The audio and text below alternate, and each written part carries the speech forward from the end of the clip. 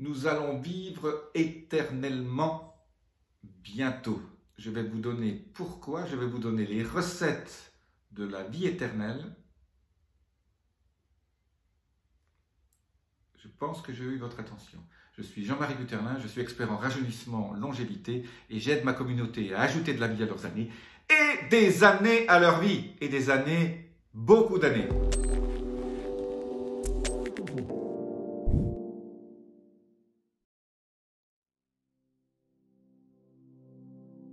Alors, de quoi est-ce que je parle? Vous allez demander, vous allez vous dire, ce gars est devenu fou, il a prédit l'immortalité. Eh bien, c'est pas moi qui le dis, c'est deux personnes. Vous connaissez peut-être le nom de l'un d'eux, l'un s'appelle Ray Kurzweil, c'est lui qui chez Google est responsable de toute la partie santé, de Calico, la société qui s'occupe de la longévité et de toute cette partie des nouvelles technologies au niveau de la santé.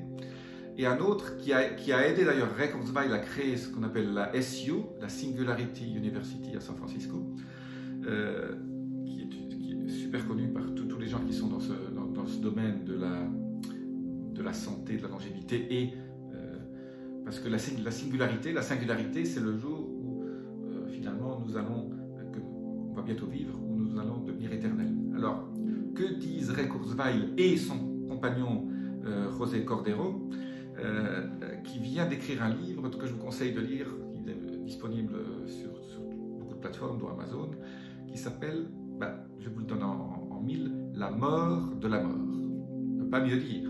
Donc, je crois qu'il est déjà en espagnol, anglais, français, bon, il n'a pas été traduit dans beaucoup de langues. La mort de la mort. Alors, en fait, si vous n'avez pas envie d'acheter le livre, je vais vous le résumer. En gros, les gros points dont il va parler. En gros, Ray Kurzweil et lui disent qu'en 2029, nous allons ajouter 12 mois d'espérance de vie supplémentaire chaque année. Si vous ajoutez 12 mois chaque année, ça veut dire que vous ne mourrez plus. Alors on va continuer à vieillir, encore un peu, mais vieillir en bonne santé, mais on va ajouter 12 mois chaque année. Actuellement, en 2021, on ajoute environ 3 à 3 mois et demi chaque année dans l'espérance de vie de quelqu'un qui a 60 ans, 70 ou 80 ans, il a 3 mois de plus chaque année par rapport à l'espérance de vie qu'il aurait dû avoir par rapport à son âge. Donc, qu'est-ce qui permet à José Cordero d'avancer ce genre de théorie?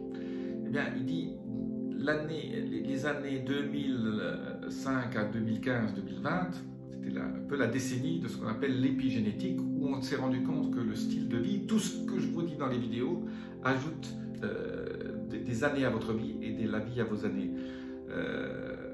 Donc, on s'est rendu compte que vos gènes n'étaient pas très importants et que la façon dont les gènes s'expriment sont très importants, et on arrive à changer la façon dont les gènes s'expriment dans votre corps via tout ce que je vous raconte, un bon sommeil, un bon microbiome, de l'exercice, du sport, de la bonne nutrition, une vie sociale, un partenaire sympathique avec qui vous avez de la joie de vivre,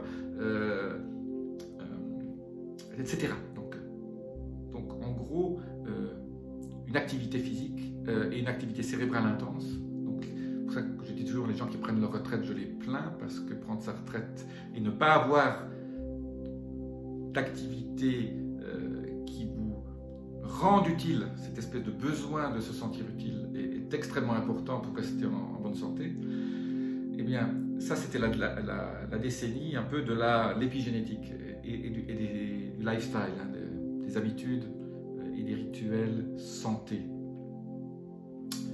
La prochaine décennie qui arrive, c'est un peu la décennie de la technologie. C'est là où je vous annonce en avant-première. Donc il dit qu'aujourd'hui, avec la technologie qui existe déjà, donc pas besoin d'être inventée, en 2029, on pourra ne plus vieillir, dans le sens où l'espérance de vie va augmenter de 12 mois par an. Alors qu'est-ce qui lui permet de dire ça? Les technologies existantes. Donc là, on rentre dans l'ère de la technologie. Donc il ne suffit pas juste de bien manger, etc. Il faudra faire un certain nombre de choses. et d'utiliser un certain nombre de technologies. Alors c'est quoi ces technologies? Je ne vais pas rentrer dans le détail, lisez son livre, vous en verrez un certain nombre. De mon côté, ça fait 20 ans que je travaille sur un certain nombre de ces technologies, mais certaines de ces technologies ne sont apparues que dans les 2-3 dernières années, et j'ai créé un nouveau centre, en fait j'en crée 9 dans le monde, ça s'appelle Health Institute of Regeneration and Optimization, en français, comme ça va être dans le monde entier, je l'ai fait en anglais. C'est donc des instituts de santé pour se régénérer et optimiser la santé. HIRO, donc si vous allez sur HIRO, HIRO.care, vous pouvez voir un peu, c'est un petit site internet qui décrit un peu en gros ce qu'on va faire. Donc ça c'est cette technologie qui va vous permettre d'ajouter et d'augmenter votre espérance de vie. Alors comment mesure-t-on ça? J'en ai parlé dans d'autres vidéos, on mesure ça de plusieurs façons. Un, c'est l'âge épigénétique, donc ce qu'on appelle les horloges épigénétiques, c'est le Dr Horvath qui a découvert la première. Donc on sait qu'épigénétiquement, puis il y a la méthylation de l'ADN, on sait, il y a des endroits qui vous disent que votre âge biologique est beaucoup plus bas, donc ce qui vous donne une espérance de vie supplémentaire. Il y a aussi l'âge de vos artères, donc la vitesse de l'onde de pouls permet, en fonction d'une courbe, de déterminer où vous vous situez par rapport à la moyenne au niveau de l'âge de vos artères. On dit toujours que vous avez l'âge de vos artères. Il y a d'autres méthodes, dont la CRPHS, votre niveau d'inflammation va aussi déterminer votre âge biologique.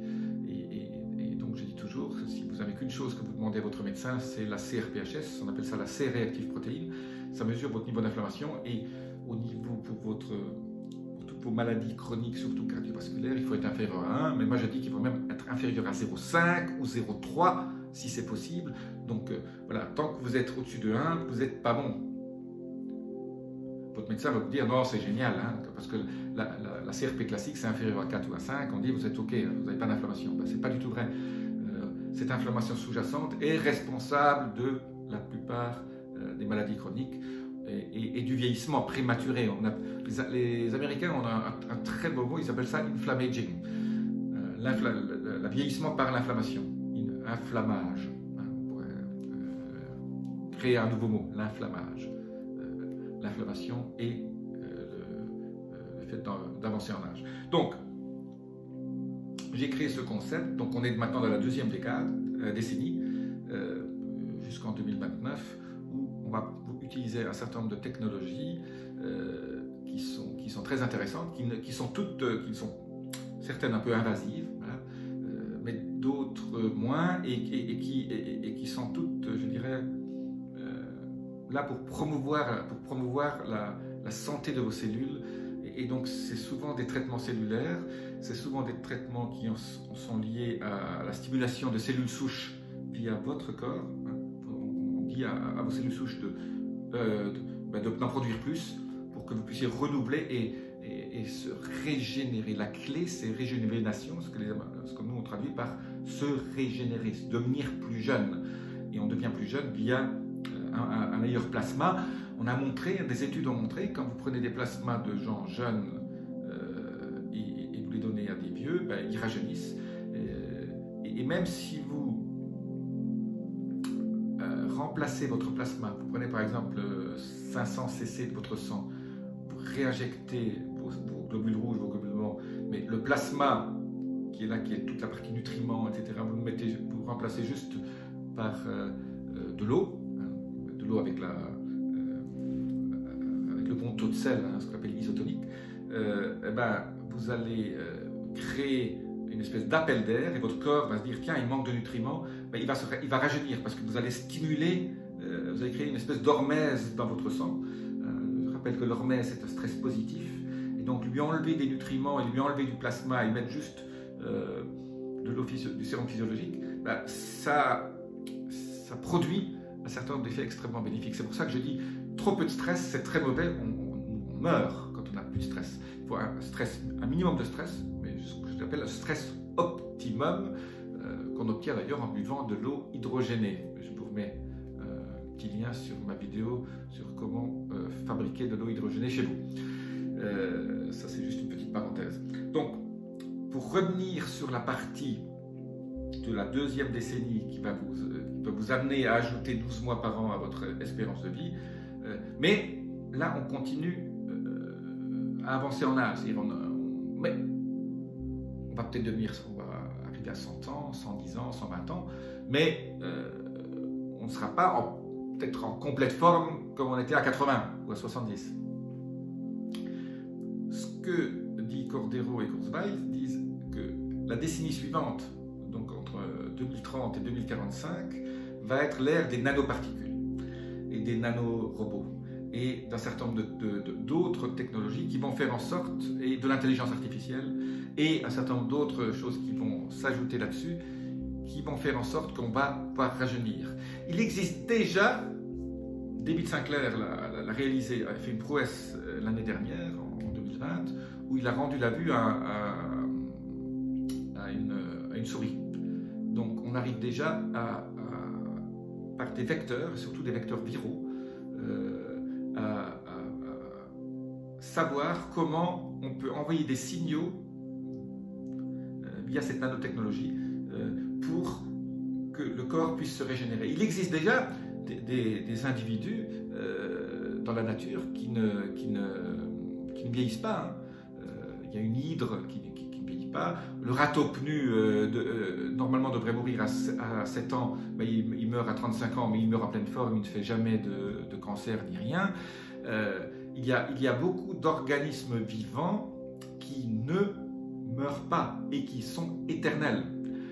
Même dans notre corps, il existe des cellules, vous allez être étonnés quand je vais vous parler de ça, il existe des cellules qui ne vieillissent pas et qui sont éternelles. Il y en a une, c'est celles qui sont la partie germinale, c'est celles qui produisent le sperme. Ces cellules-là sont éternelles.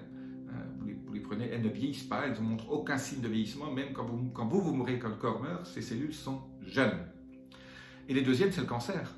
Quand vous fabriquez des cellules cancer, elles sont éternelles, elles ont en elles le germe et l'ADN d'une cellule éternelle. Donc, bon, bien sûr, après, elle meurt parce que l'hôte, ils ont fait mourir l'hôte, donc ça, c'est pas très intelligent de la cellule cancéreuse. Donc, ça montre que la cellule cancéreuse n'est quand même pas super. Mais une cellule cancéreuse a en elle le gène de l'éternité. Et ça a été découvert en 1951. Donc, quelque part, ça fait des années qu'on sait que le cancer, il faudrait étudier le cancer d'une autre façon. On n'a jamais réussi beaucoup à éradiquer le cancer jusqu'à présent. On essaie de le détruire, mais il vaudrait peut-être mieux l'étudier sur cette façon, pourquoi il devient éternel. Et que le jour où on découvrira ça, ben, on aura aussi fait un pas en avant vers cette jeunesse éternelle. Voilà, je voulais... Ray Kurzweil va aussi sortir un livre à la fin de l'année. Je n'ai pas encore le titre, mais surveillez-le. Kurzweil, c'est K-U-R-Z-W-E-I-L. Ray, tapez Calico, Google, santé, vous allez voir, son nom va apparaître partout. Je ne suis pas fan de tout ce qu'il raconte, mais c'est quand même extrêmement sympathique parce que tout ce qu'il a prédit depuis 30 ans est arrivé, quoi. Donc quelque part, il montre qu'il a un certain nombre de choses, un esprit qui jusqu'à présent, il n'a jamais eu tort dans toutes ses prédictions. Donc voilà, donc restez connectés à mes vidéos, je vous parlerai plus en avant de la technologie de cette nouvelle décennie qui arrive. Le premier centre ouvre bientôt. Dès qu'il est ouvert, je vous le mettrai, vous serez les premiers avertis. Et je vous annonce aussi que bientôt, je vais faire un certain nombre de présentations sur ces technologies et les gens et les médecins et les chercheurs avec qui je travaille là-dessus. Bon, les prix ne sont pas encore très abordables pour tout le monde, mais au fur et à mesure que cette technologie va être plus développée et plus fabriquée, ben, tout un chacun pourra l'utiliser de façon relativement facile et beaucoup plus facile actuellement. Il faut rentrer dans un centre pour essayer d'obtenir ces mois supplémentaires tous les ans d'augmentation d'espérance de vie.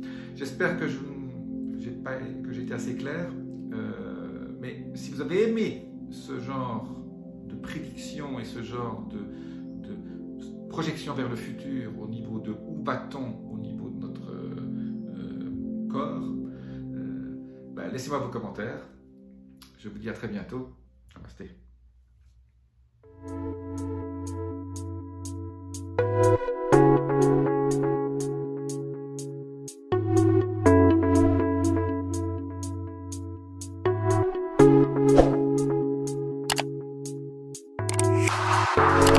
Thank you.